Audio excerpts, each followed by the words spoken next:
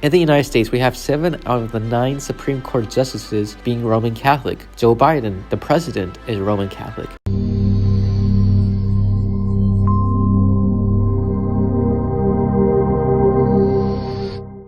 Are we seeing a Catholic Jesuitical takeover of the United States? The current president, Joe Biden, is the second Catholic president of the United States, JFK being the first Catholic president, but was against the union of church and state. All Catholics are to give their ultimate allegiance to the Church of Rome. Unlike other religions, Romanism requires its adherents to be loyal to its religion and its king. In the book Romanism as a World Power, page 483 and page 44, it states, "The Pope, as supreme ruler of the world, require all his subjects everywhere to give him first allegiance superior to their alliance to the country in which they live." Honorable Gilbert O. Nasons, in his book Papal Sovereignty on page 181, states, "So long as the sovereign pontiff claims and exercises temporal jurisdiction and participates in the diplomacy and political of the world, his subjects are bound by the same conditions that binds the subjects of other monarchs. No Roman Catholic, while retaining membership in the Papal Empire, which is identical with the RCC, is entitled citizenship under any civil government." In the United States, we have 7 out of the 9 Supreme Court justices being Roman Catholic. Joe Biden, the president, is Roman Catholic. The House of Representatives, Nancy Pelosi, head of it, is a Roman Catholic. And the well-known Alexandria Ocasio-Cortez is also Catholic, helping further the papal agenda. In the first centuries after Christ, the pagan empire ruled and then transferred its power and dominion to the papacy. Are we seeing a repeat where Protestant America is giving its power to the papal states? Romanism has often taken over by process of diplomacy and infiltration. So Rome isn't just taking on the United States, but also the whole world through its encyclicals, using climate change as a venue to achieve its goals, using the Laudato Si platform as a spiritual arm.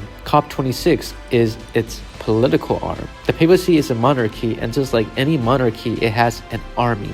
But this army is more than just tanks, bombs, and soldiers, but it is much more tactful on a whole other level. The book Romanism as a World Power continues to state, "The Pope is creating numbers of counts, countesses, knights of the military order of St. Gregory is in defiance of the Constitution of the United States, which clearly forbids the granting of such titles of nobility, such as knights, a title only given in a monarch military structure." The Roman Catholic Church has orders such as Knights of Malta, Knights of Columbus within the US, but one that we should be most aware of is the Jesuit Order. The title that the leader of the Jesuit obtains is Superior General, which is a military title only given to those in military. They also have an oath, which is an oath unto death, clearly revealing that they are more than a religious order, but a military one under Rome. The Jesuits' sole purpose is to counteract the Protestant Reformation,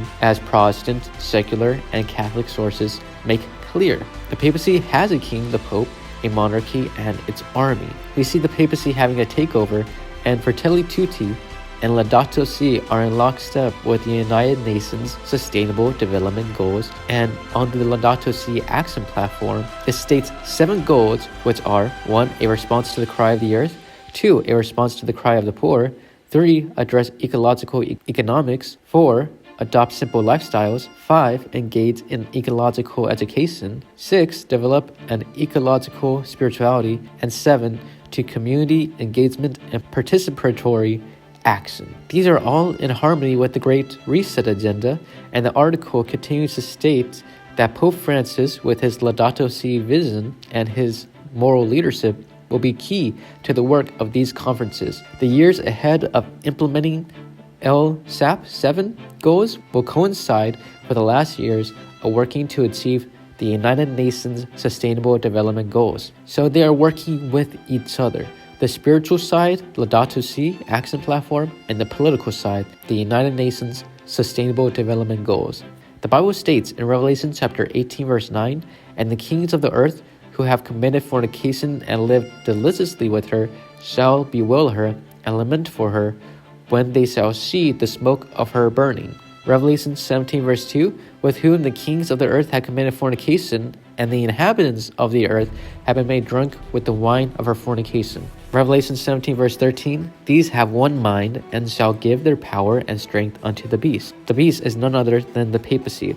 And comparing these verses to what the United Nations and the papacy are achieving, is clear that we are seeing this prophecy fulfilled before our eyes. All nations will follow this agenda, and we will have to make a decision. All the nations, including the United States, are all coming together as one with one agenda, the papal agenda. Revelation chapter 13 verse 8, and all that dwell upon the earth shall worship him whose names are not written in the book of life of the Lamb slain from the foundation of the world. No matter your own personal preference or your own personal beliefs, all the world will worship the beast who isn't submitted to Christ. Revelation chapter 13 verse 11 through 12, and I beheld another beast coming up out of the earth, and he had 2 horns like a lamb, and he spake as a dragon, and exercised all the power of the first beast before him, and caused the earth and them that dwell therein to worship the first beast, whose deadly wound was healed. The papacy lost its power in 1798, but it will soon regain it, and only those who are found within the book of life